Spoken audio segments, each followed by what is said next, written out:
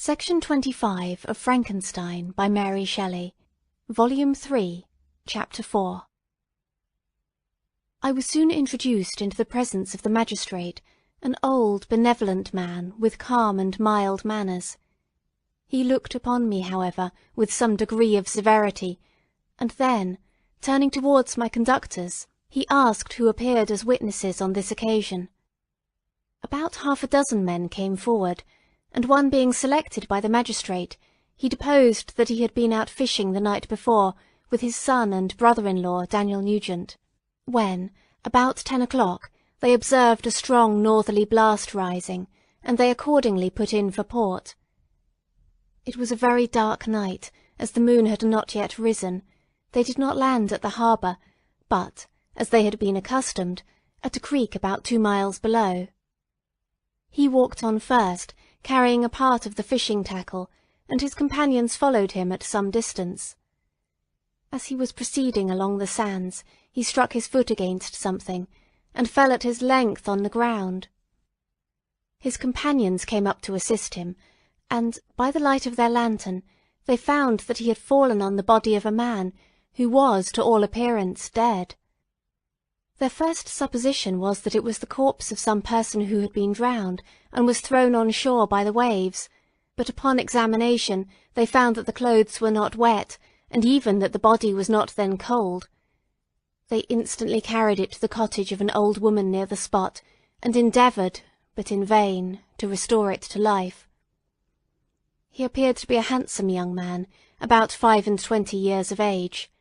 He had apparently been strangled, for there was no sign of any violence, except the black mark of fingers on his neck. The first part of this deposition did not in the least interest me, but when the mark of the fingers was mentioned, I remembered the murder of my brother, and felt myself extremely agitated. My limbs trembled, and a mist came over my eyes, which obliged me to lean on a chair for support. The magistrate observed me with a keen eye, and of course drew an unfavourable augury from my manner. The son confirmed his father's account, but when Daniel Nugent was called, he swore positively that, just before the fall of his companion, he saw a boat, with a single man in it, at a short distance from the shore, and, as far as he could judge from the light of a few stars, it was the same boat in which I had just landed. A woman deposed that she lived near the beach, and was standing at the door of her cottage waiting for the return of the fishermen, about an hour before she heard of the discovery of the body, when she saw a boat, with only one man in it, push off from that part of the shore where the corpse was afterwards found. Another woman confirmed the account of the fishermen having brought the body into their house. It was not cold. They put it into a bed and rubbed it, and Daniel went to the town for an apothecary, but life was quite gone. Several other men were examined concerning my landing, and they agreed that, with the strong north wind that had arisen during the night, it was very probable that I had beaten about for many hours, and had been obliged to return nearly to the same spot from which I had departed. Besides, they observed that it appeared that I had brought the body from another place, and it was likely that, as I did not appear to know the shore, I might have put into the harbour, ignorant of the distance of the town of from the place where I had deposited the corpse. Mr. Kirwin, on hearing this evidence, desired that I should be taken into the room where the body lay for interment, that it might be observed what effect the sight of it would produce upon me. This idea was probably suggested by the extreme agitation I had exhibited when the mode of the murder had been described.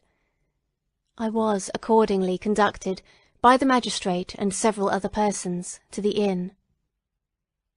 I could not help being struck by the strange coincidences that had taken place during this eventful night, but knowing that I had been conversing with several persons in the island I had inhabited about the time that the body had been found, I was perfectly tranquil as to the consequences of the affair. I entered the room where the corpse lay, and was led up to the coffin. How can I describe my sensations on beholding it? I feel yet parched with horror, nor can I reflect on that terrible moment without shuddering and agony that faintly reminds me of the anguish of the recognition. The trial, the presence of the magistrate and witnesses, passed like a dream from my memory, when I saw the lifeless form of Henry Clerval stretched before me. I gasped for breath, and throwing myself on the body, I exclaimed, "Have my murderous machinations deprived you also, my dearest Henry, of life?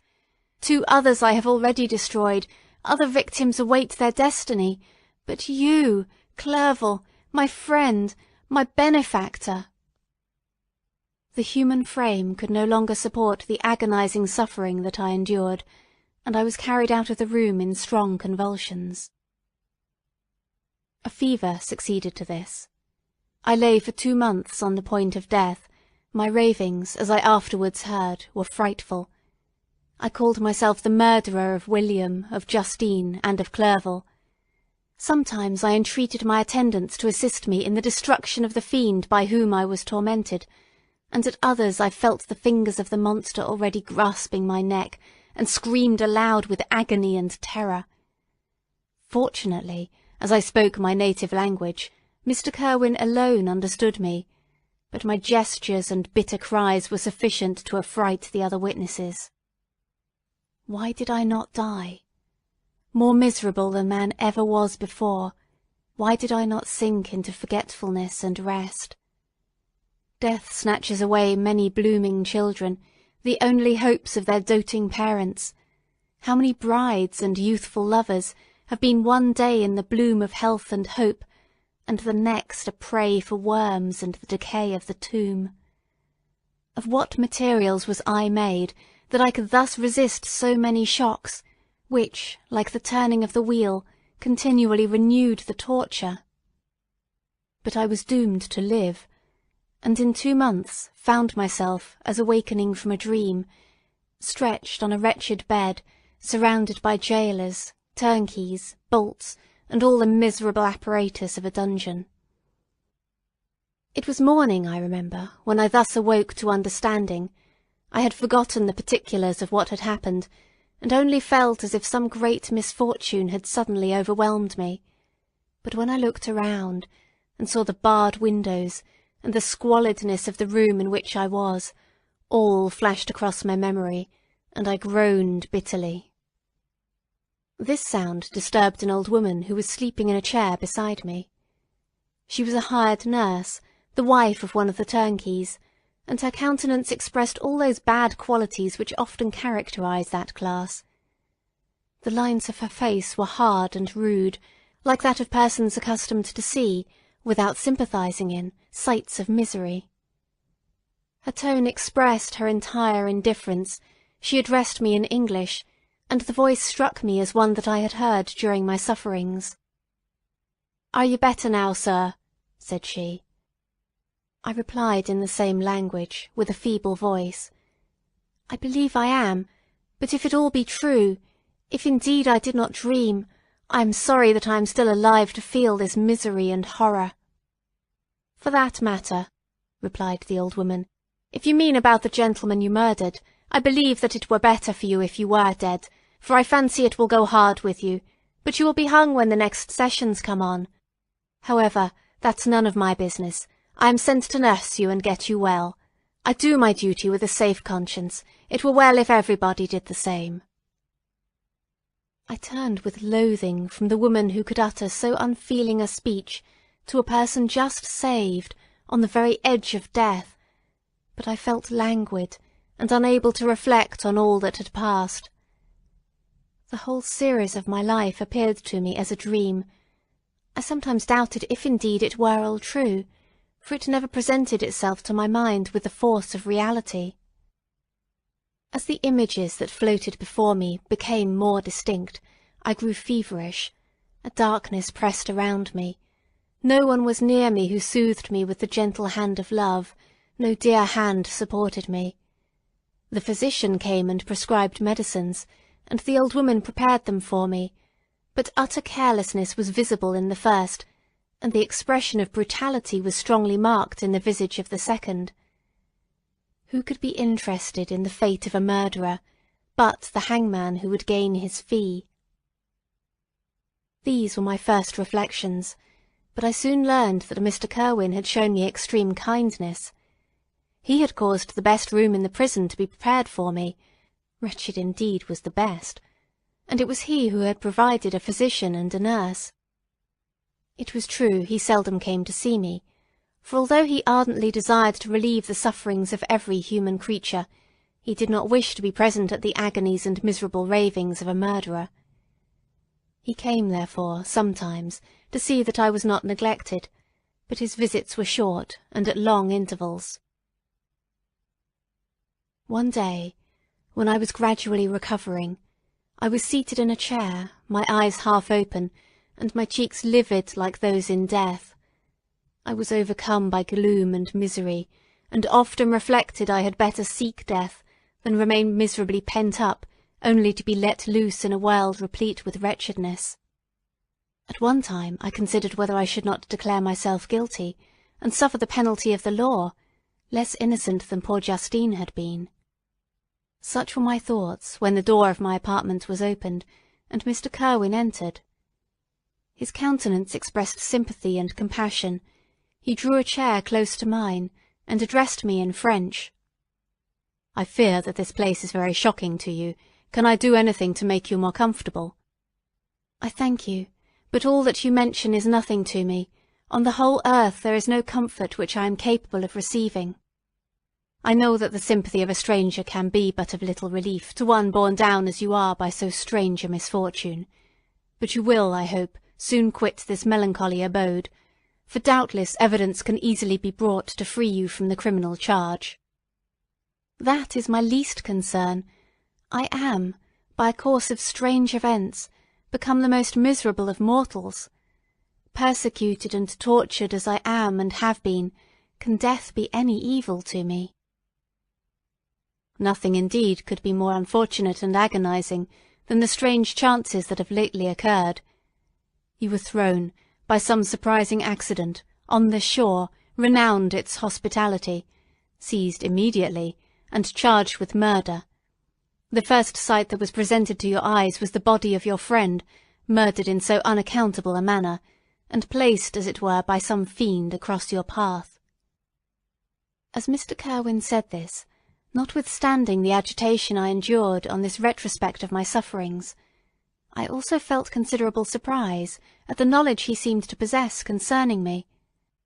I suppose some astonishment was exhibited in my countenance, for Mr. Kirwin hastened to say, "It was not until a day or two after your illness that I thought of examining your dress, that I might discover some trace by which I could send to your relations an account of your misfortune and illness.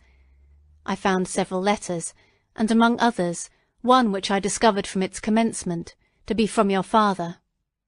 I instantly wrote to Geneva. Nearly 2 months have elapsed since the departure of my letter. But you are ill. Even now you tremble. You are unfit for agitation of any kind. This suspense is 1,000 times worse than the most horrible event. Tell me what new scene of death has been acted, and whose murder I am now to lament." "Your family is perfectly well," said Mr. Kirwin with gentleness, "and someone, a friend, is come to visit you." I know not by what chain of thought the idea presented itself, but it instantly darted into my mind that the murderer had come to mock at my misery and taunt me with the death of Clerval, as a new incitement for me to comply with his hellish desires.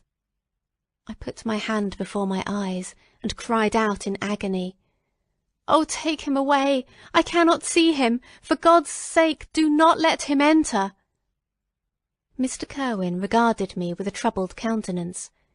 He could not help regarding my exclamation as a presumption of my guilt, and said, in rather a severe tone, "I should have thought, young man, that the presence of your father would have been welcome, instead of inspiring such violent repugnance." "My father!" cried I, while every feature and every muscle was relaxed from anguish to pleasure. "Is my father indeed come? How kind! How very kind! But where is he? Why does he not hasten to me?"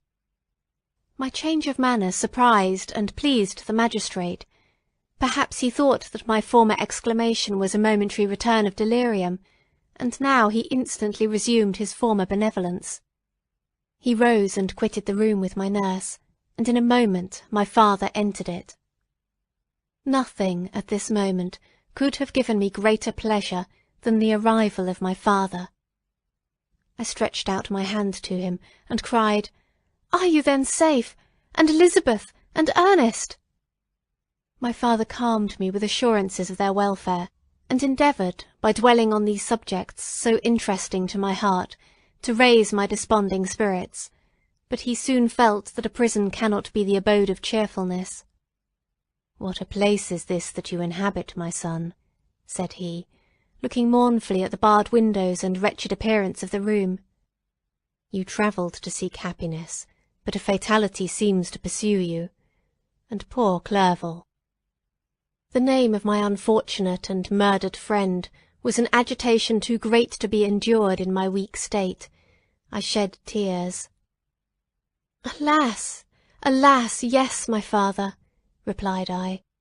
"Some destiny of the most horrible kind hangs over me, and I must live to fulfil it, or surely I should have died on the coffin of Henry." We were not allowed to converse for any length of time, for the precarious state of my health rendered every precaution necessary that could ensure tranquillity. Mr. Kirwin came in and insisted that my strength should not be exhausted by too much exertion. But the appearance of my father was to me like that of my good angel, and I gradually recovered my health. As my sickness quitted me, I was absorbed by a gloomy and black melancholy that nothing could dissipate. The image of Clerval was for ever before me, ghastly and murdered. More than once the agitation into which these reflections threw me made my friends dread a dangerous relapse. Alas! Why did they preserve so miserable and detested a life? It was surely that I might fulfil my destiny, which is now drawing to a close. Soon, oh very soon, will death extinguish these throbbings, and relieve me from the mighty weight of anguish that bears me to the dust. And in executing the award of justice, I shall also sink to rest.